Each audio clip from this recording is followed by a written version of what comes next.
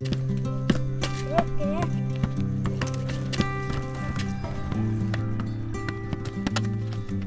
भन्थे क्या म त खेल्दिनँ, यो फुटबल त नराम्रो चिज रहेछ। मलाई त राम्रो मद्दत गर्छ किनकि म पहिला बिहान पनि उठ्न अल्छी मान्थेँ, तर अहिले उठ्छु, दौड्छु, एक्सर्साइज गर्छु, सबै गर्छु बिहान बिहान।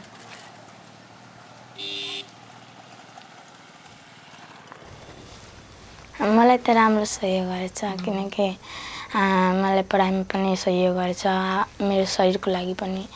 अनि अरू हाम्रो महिलाहरू भन्छन् कि फुटबल हामीहरूको खेल होइन, केटाहरूको मात्र खेल हो भन्ने भन्छ। अनि मैले भन्छु कि किन केटाहरू मात्र भात खान्छ कि हामीहरू पनि खान्छौँ भनेर सम्झाउँदा दिन्छु।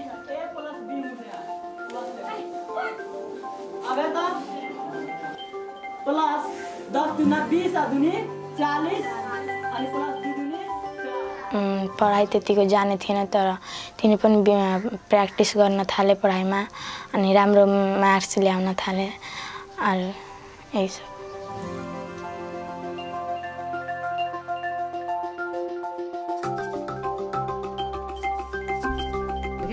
पहिला फिल्डमा म पस्दाखेरि मलाई भन्थे कि यति मान्छेको बिचमा कसरी खेल्ने भन्ने डर लाग्थ्यो, राम्रो हुन्छ कि हुँदैन भन्ने जिस्काउँछ। अनि अहिले चाहिँ म क्षमता राखेर खेल्छु, भन्छु कि त्यो राम्रो खेल्छ भने म किन खेल्दिनँ, मेरोमा पनि यति क्षमता छ तिनीहरू जस्तो, म पनि देखाउँछु। मात्रै खेलमा ध्यान जान्छ, मलाई अरूलाई हेर्दिनँ कति मान्छे छ अहिले कति छैन, म मात्र बल र विपक्षीलाई हेर्छु। हावामा उडिरहेको छु कि केमा उडिरहेको छु मलाई आफूलाई थाहा हुँदैन कि म।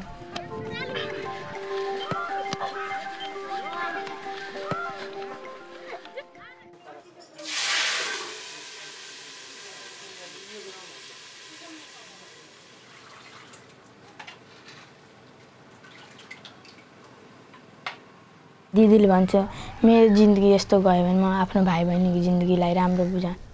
उहाँको सानैमा बिहे भएछ, म सानो हुँदा मलाई थाहा छैन मेरो दिदी बिहे कहिले भएछ, कुन सालमा थाहा छैन। म सक्षम छु कि बुवाआमालाई सम्झाएर बिहेको केही कुरा नगर्ने भन्ने भन्नुहुन्छ।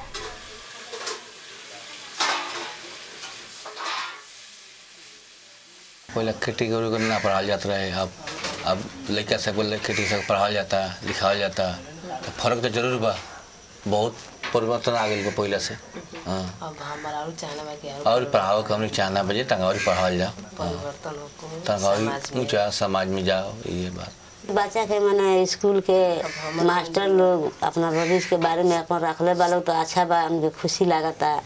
माने जिम्मेवारी व्यक्ति अपन सबके सहयोग करके यहाँ देखावे के पड़ल, बच्चा के सुरक्षा से रखे के पड़ल, ये सब इति बात, दोसर कोनो बात नहीं है।